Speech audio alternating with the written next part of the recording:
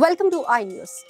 ప్రపంచ పటంలో ఎక్కడో ఆగ్నేయాసియాలో ఒక దేశం తన చరిత్రతో, తన సంస్కృతితో యావత్ ప్రపంచాన్ని తన వైపు తిప్పుకుంటోంది. ఆ దేశమే కంబోడియా. అక్కడ వెలిసిన ఆంకోర్ వాట్ టెంపుల్ కేవలం అతిపెద్ద టెంపుల్ మాత్రమే కాదు, 12వ శతాబ్దపు ఖమేర్ సామ్రాజ్యపు పవర్ఫుల్ డెమోన్స్ట్రేషన్. హిందూ పురాణాలలో మేరు పర్వతాన్ని పోలిన ఈ వైష్ణవాలయం వెనుక దాగి ఉన్న ఆర్కిటెక్చర్ మిరాకిల్ ఏంటి? అలాగే కంబోడియన్లు ఇప్పుడు చేసుకుంటున్న బోన్ ఓమ్ టౌక్ అనే ఉత్సవం స్పెషాలిటీ మనల్ని నివ్వెరపరుస్తుంది.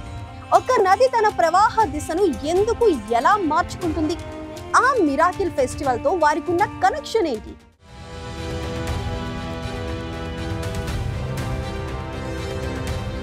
ఆంకోర్ వాట్ సీమ్ రీప్ సిటీలో వెలిసిన ఈ టెంపుల్ ఆఫ్ గాడ్ కేవలం దాని మాసివ్ సైజ్ తో మాత్రమే కాదు, దాని లాంగ్ హిస్టరీతో కూడా ప్రపంచాన్ని ఆకర్షిస్తోంది. 2వ సూర్యవర్మ నిర్మించిన ఈ టెంపుల్ మొదటిగా లార్డ్ విష్ణువుకు డెడికేట్ చేయబడింది, తర్వాత బౌద్ధారామంగా మారింది. ఈ ట్రాన్స్ఫర్మేషన్ వెనుక కూడా ఒక బిగ్ స్టోరీ ఉంది. దీని నిర్మాణ శైలి రియల్ మిరాకిల్. హిందూ పురాణాలలోని మేరు పర్వతం భూమిపైకి దిగి వచ్చినట్లుగా ఈ టెంపుల్ డిజైన్ చేయబడింది. అందుకే ప్రతి టూరిస్ట్ ఈ టెంపుల్ సన్ రైజ్ ను చూడటానికి ఎర్లీ మార్నింగ్స్ వస్తారు. ఆ ఎక్స్పీరియన్స్ వర్ణించలేనిది. ఈ ఆలయం గోడలపై చెక్కిన రామాయణం, మహాభారతం, క్షీరసాగర మథనం వంటి పురాణ గాథల దృశ్యాలు ఆనాటి కళాకారుల ప్రతిభకు, టెక్నికల్ స్కిల్స్ కు ది హైయెస్ట్ ఎగ్జాంపుల్.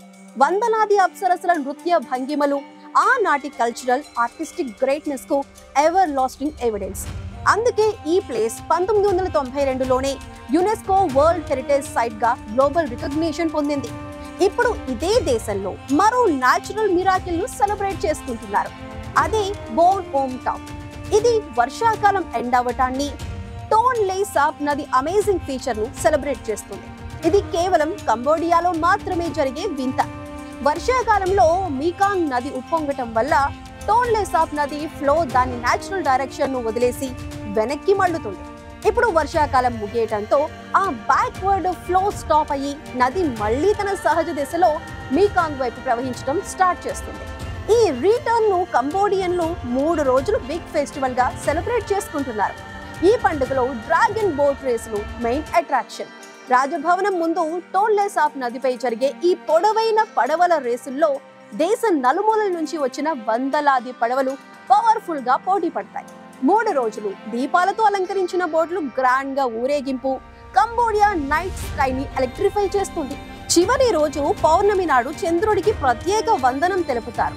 అక్ అంబోక్ అనే స్వీట్ ను ప్రసాదంగా తీసుకుంటారు.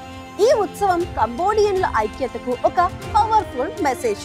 ఇక్కడ హిందూ, బౌద్ధ విశ్వాసాలు కలిసి ఒక గ్రేట్ ట్రెడిషన్ ను కంటిన్యూ చేస్తున్నాయి.